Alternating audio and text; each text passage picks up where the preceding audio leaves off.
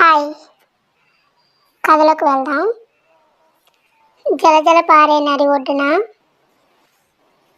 ఒక చెట్టుపై ఒక పక్షి గూడు కట్టుకుని తన చిన్ని చిన్ని ముగ్గురు పిల్లలతో సంతోషంగా కాలం గడుపుతున్నాయి.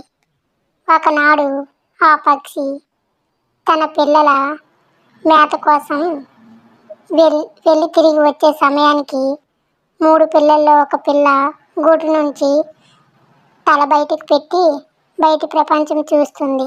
అంతలో తల్లి వచ్చి ఆ పిల్లను కోప్పడి, ఇంకెప్పుడు బయటకు చూడకూడదు, పొరపాటున కింద పడవచ్చు, లేక మన శత్రువులు హఠాత్తుగా వచ్చి ఎత్తుకెళ్ళవచ్చు, మీరు పెద్దయిన తర్వాత నాలాగే బయటికి వెళ్ళవచ్చు అని ముద్దుగా మందలించింది.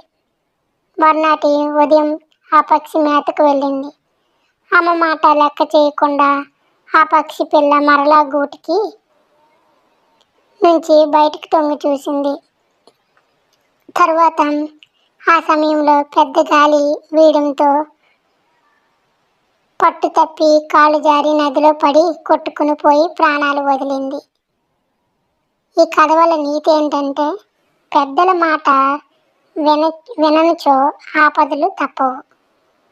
తల్లి చెప్పిన మాట వినకపోవడం వల్ల ఈ చిన్ని పక్షి నీటిలో కొట్టుకొని చనిపోయింది. కథ నచ్చినట్లయితే లైక్ చేసి సబ్స్క్రైబ్ చేసుకోండి.